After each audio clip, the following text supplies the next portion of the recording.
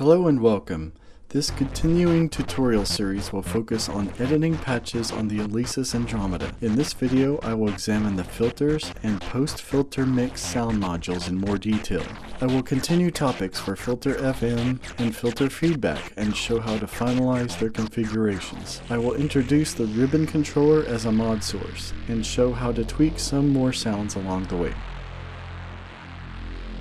In tutorial 1, I showed the filter 2 configuration button can be set to mix, and therefore set both filters in parallel, allowing their signals to be blended independently of what the other is doing. To expand the audio path further, filter 1 will always receive the signal from the pre-filter module. Both filters will also always output audio, but the level settings in the post-filter mix module will determine what we actually get to hear. While mix is just one of the filter 2 input modes, there are other selectable paths for the filter 2 input: bandpass and notch. In bandpass mode, filter 2 will only receive the filter 1 bandpass signal. Notice when using notch mode that filter 1 and filter 2 characteristics are combined. Filter 1 becomes the high-end notch frequency adjustment and filter 2 controls the low end. Filter 2 is pretty much a classic Moog filter and has the ability to self-oscillate. Filter 1 cannot. The best way to understand self-oscillation is to show how it works. Load a new program. In the pre-filter mix, turn off all the oscillators. In the post-filter mix, the default patch has only filter 2 low pass turned up. Set the filter 2 resonance to around 50%. Trigger some notes and change the cutoff frequency at the same time. That weird sound is the self-oscillation characteristic, and it is coming directly from filter 2. Pressing the keys will pass the filter sound to the VCA, which then goes to the main output. For a music box sound, set the envelope 2 amount to 0 and bring up the key tracking. The sound is familiar, it's because it is a simple sine wave. For intergalactic radio sounds, assign filter 2 mod 1 to be controlled by LFO1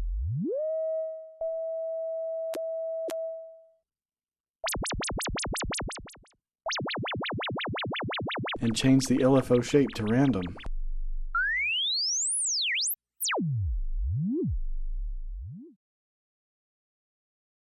Both filters have some similar parameters. Cutoff frequency, resonance, and envelope 2 amount should be familiar.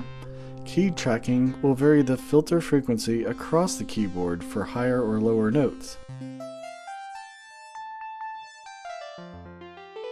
Each filter has 3 possible modulations that can control either cutoff frequency, resonance, and that's it. In tutorial 2, I introduced filter FM. Now we are ready to configure the filter and hear what it sounds like. In the previous tutorial, I have shown how to set up the oscillators and cast their frequency for filter FM. Now all we have to do is tell the filters what to do with this signal. Look at filter 1 parameters, CV source and CVin. Normally, these controls deal with using external control voltages to control the filter, but if CV source is instead assigned to oscillator FM, then turning up the CVin level will begin to modulate the filter's cutoff frequency by the oscillator frequency.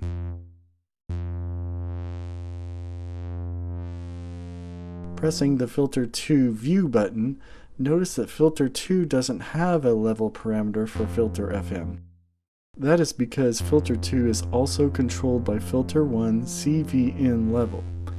It can be a little odd to control filter 2 using parameters in filter 1, but once you do it a few times, it will become second nature.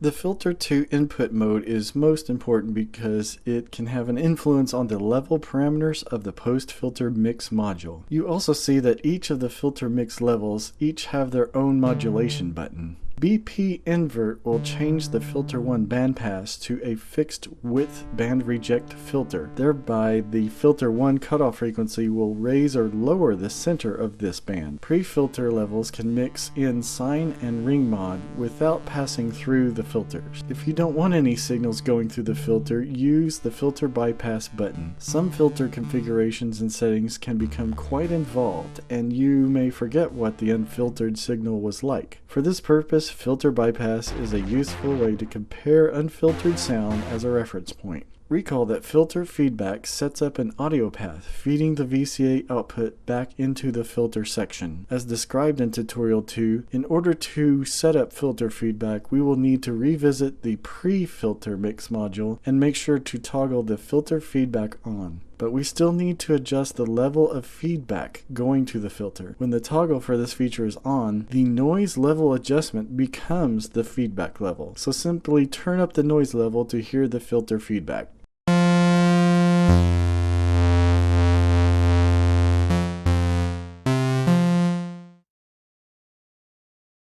The ribbon controller can be thought of as a pitch or mod wheel that has been stretched out over the front panel. The ribbon can be assigned multiple destinations and has 3 configurations. Ribbon value assigns the continuous values across its entire length. Ribbon left divides the ribbon in the middle and uses the left half as a self-contained ribbon. Ribbon right uses the right side as a self-contained ribbon. The ribbon can also be a control root source, which, as we explored in the previous tutorial, can be used to rescale any other modulation in live performance.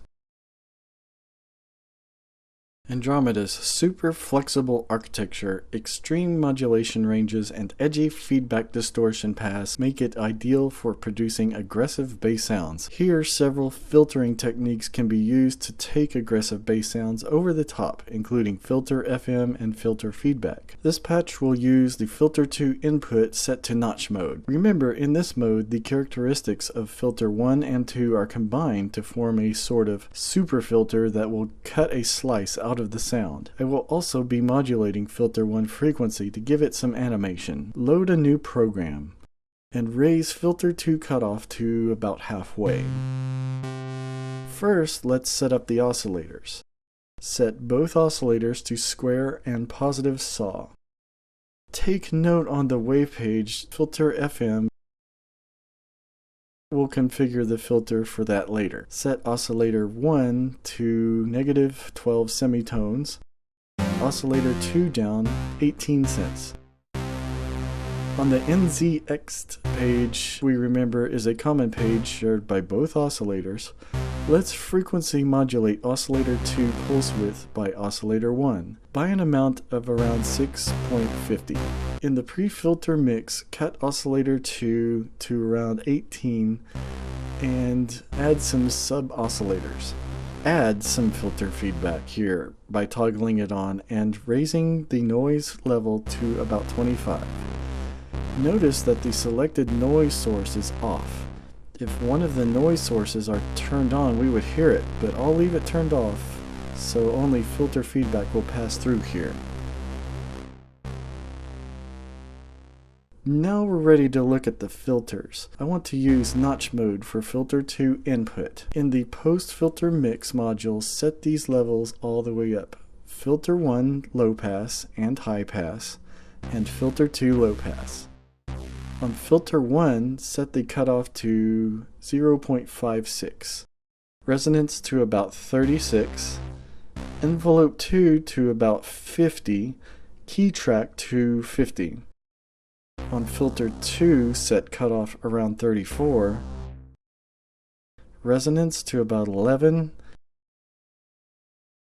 envelope 2 at 24, and key track to -68.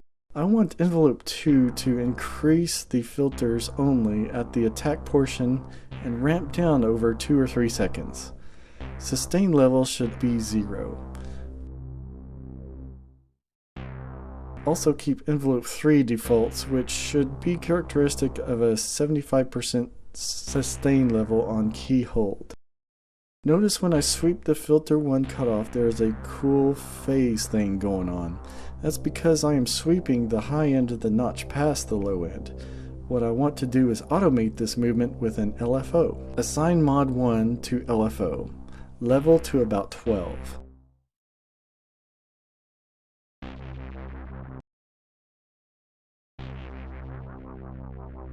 And make sure frequency is the destination. Jumping over to LFO 1, let's shape to sine and rate equal to around 0.21. Now that's still a boring static LFO, so I will modulate its frequency by envelope 2 by a level set around 25. This is how the LFO will behave. It will start out fast, then descend to a slower rate. While this is sounding interesting, we can take it farther into edgy territory by completing setup of the filter FM in the filters. I want to only add filter FM to filter 2. Going to filter 2, I will need to set the CV source to filter FM, but as mentioned earlier, the level control for this actually resides in filter 1 as the CV in level, which around 13 or 14 sounds good. Just enough to color the sound. Filter 1 won't be affected because I have not enabled its CV source. You can audition filter 1 feedback with the CV source soft knob, but I'm leaving it off. We can make the sound extra gritty with some analog distortion, which notice it has no on-off button like the digital effects. In the distortion configuration, you'll have to choose one of the signal routings before it can be heard. I'm using main output, so it will run in parallel with the digital effects. Select heavy as a distortion type, send level around 8 or 9, and output to about 50%. Some mono delay digital effect would sound good, around 250 milliseconds.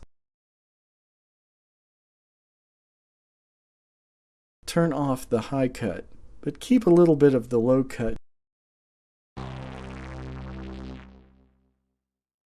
In the voice mix module, we can modulate the pan with some of the LFO1 for a crazy sort of Leslie speaker effect.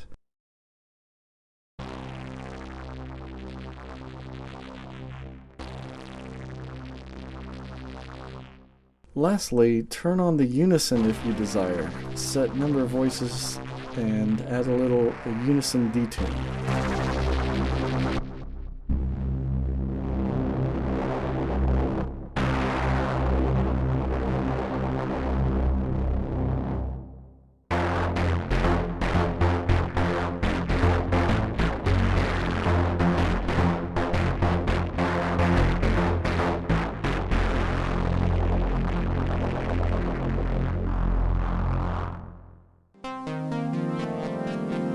Now you've learned about some of the filter features on the Alesis Andromeda and maybe had some fun tweaking some sounds again.